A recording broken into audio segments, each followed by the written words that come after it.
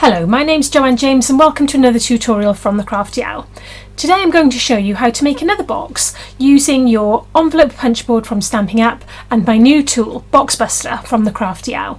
You can find the Box Buster application on my website at www.thecraftyowl.co.uk/boxbuster. It's a really great tool. It enables you to make boxes of any size by inputting the height, the width and the depth of the box that you require for your item, and then it will tell you the paper size and the punch and score markings that you need to make. So this box is made to fit one of these. So I am started on my Easter treat packaging, and Lint had this cute little chocolate bunny paw, and I needed to obviously make a box to fit it. So rather than actually find a predetermined box size, I decided I would measure my bunny paw. So if we have a look here, we need a box that measures 10 centimeters in depth by, turn my ruler the other way around, by 7.5 centimeters wide, or 75 millimeters, by about 1.5 or 15 millimeters in height. So taking those dimensions, we'll go to our Box Buster and find out what size paper we require and where we need to make the punch marks. So off we go.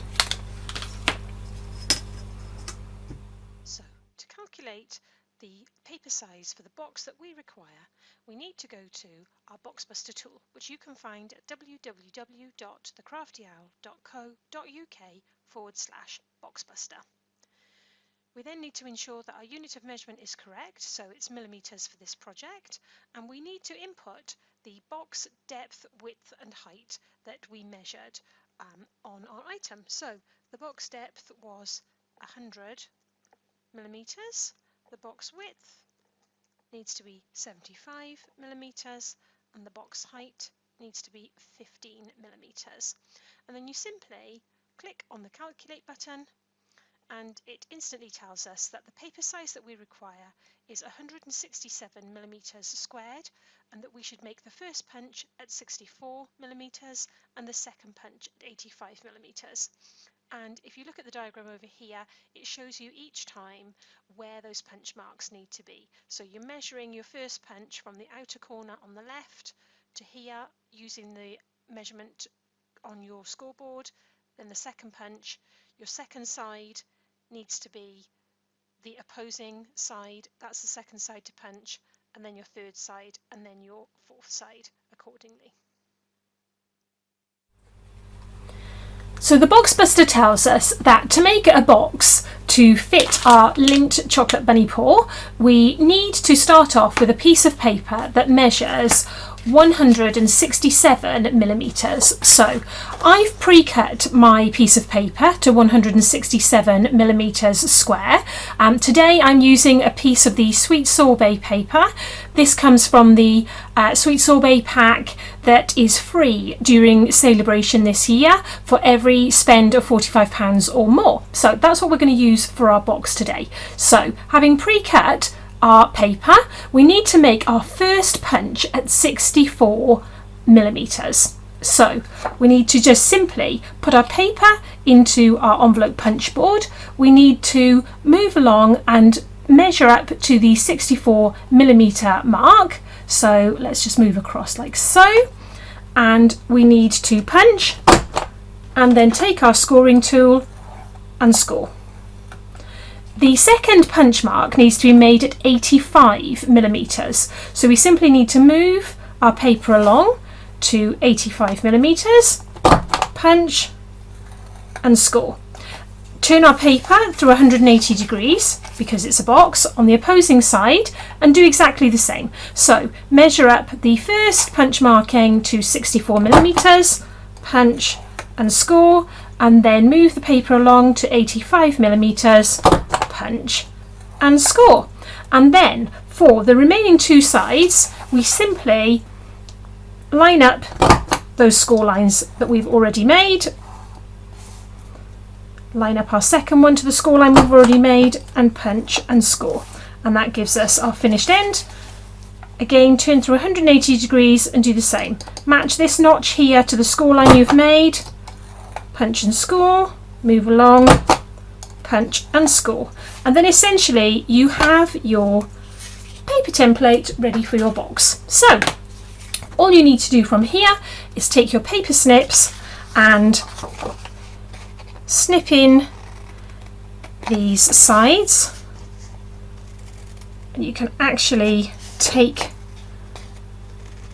them away at one end. This will be the end that we will fold into our box as the top, if you will.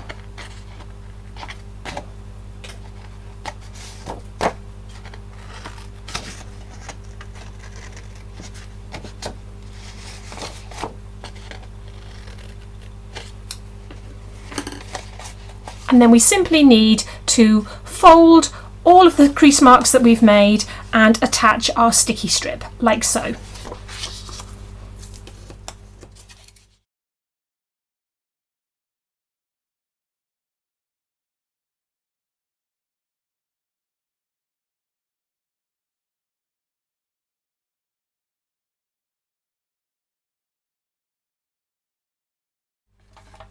Just need to bring back my punch board because I've realised I didn't round my corners.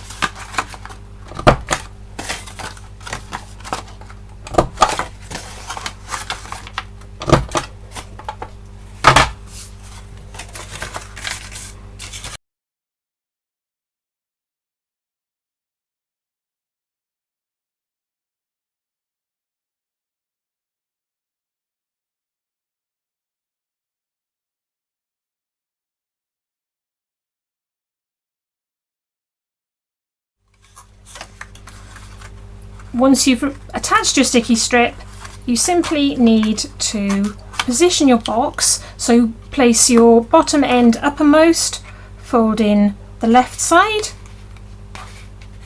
and gently secure, and then fold in the right side like so, making sure to keep your box square.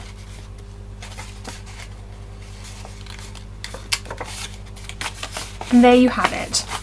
A box that is the perfect size for the bunny paw that we made earlier. Perfect, just right. And to finish, I made a little closure, which I actually made from a 1 3/4 circle punch, which I stamped with the Hoppy Easter bunny.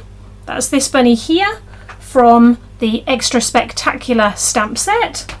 And I stamped him onto a piece of Whisper White, a circle that was cut using or punched using a 2 3/4 circle punch. I then used some sticky strip to attach some stretch ruffle trim around the edge, and then I backed all of this with a 2 3/8 scallop circle that was cut using obviously the scallop circle punch. And then I'm just going to put some sticky strip onto the back of the scallop circle, and then you literally want to put that over the center of your box such that if you only put the sticky strip on the bottom half, you can stick that nice and firmly to your box, and then your flap will just tuck in over the top of your box but behind your little embellishment, and there you go. As easy as that. That's how you make the Easter treat box for the bunny paw from Lint using the envelope Stampin' Up envelope punch board and my box buster tool, which you can find at www.thecraftyowl.co.uk/boxbuster. I hope you enjoyed that tutorial and found it really useful. Please do come back next time for another tutorial from the Crafty Owl.